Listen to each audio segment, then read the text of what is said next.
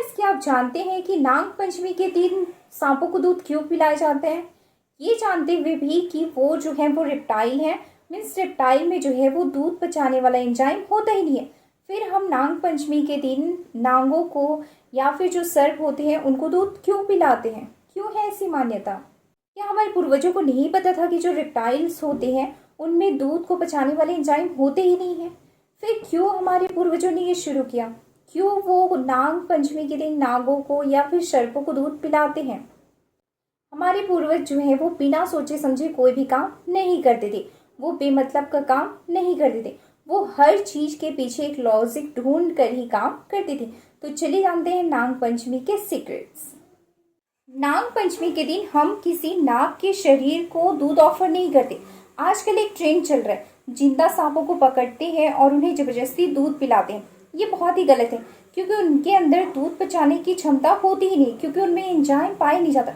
हम नाग पंचमी के दिन उस डिवाइन एनर्जी की पूजा करते हैं जो पूरे ब्रह्मांड को जो है वो प्रोटेक्ट करने का काम करती है। चलिए इसको थोड़ा सिंपल तरीके से समझते हैं। दुनिया में जितनी भी पावरफुल चीजें हैं उनको सर्प ही मीन सांप ही जो है वो प्रोटेक्ट करने का काम करती हैं। जैसे हमारा शरीर, हमारे शरीर के पीछे हिस्से में जो कुंडली एनर्जी होती है वो एक शार्प फॉर्म में ही होता है, और उसकी भी रक्षा या फिर उसको भी प्रोटेक्ट करने का काम सर्प ही करता है। आपने देखा होगा शिवलिंग जो सबसे पावरफुल डिवाइन एनर्जी है, उसको भी प्रोटेक्ट जो है वो सांप ही करते हैं। इसके अलावा विष्णु जी जो है वो भी शेषनाग की सैया पर लेटे हुए होते हैं, और उनको भी कहीं ना कहीं सर्प ही जो है वो प्रोटेक्ट करती है।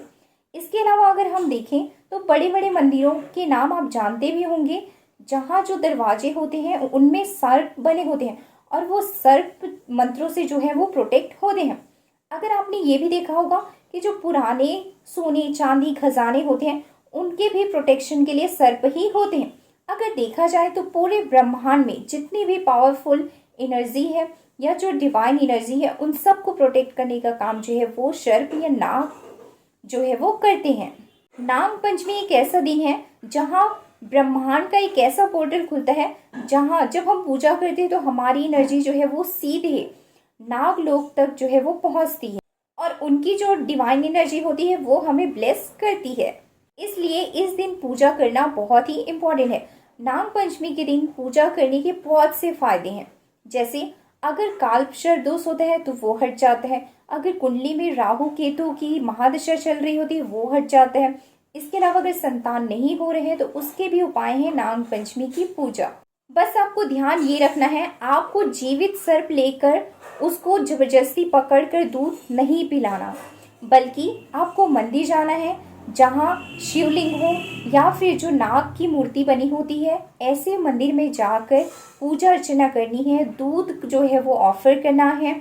दूध मीन्स चढ़ाना है, ना कि किसी जिंदा सांप को पकड़कर उसको जबरदस्ती दूध पिलाना है, क्योंकि हम किसी जीवित सर्प को दूध नहीं ऑफर करते, बल्कि जो नाग की डिवाइन एनर्जी है उनको हम दूध ऑफर। ये वैसे ही जैसे हम शिव जी की पूजा शिवलिंग के रूप में करते हैं, वो उनका एक साक्षात जो है वो डिवाइन एनर्जी होता है जिसकी पूजा करके हम शिव जी तक पहुंच सकते हैं। वैसे ही नाग देव की जो मूर्ति होती है या शिवलिंग पर बनी मूर्ति होते हैं उनकी पूजा करके हम नाग पंचमी के दिन उस डिवाइन एनर्जी के साथ कनेक्ट कर सकते हैं और उनसे ब्लेसिंग ले सकते हैं।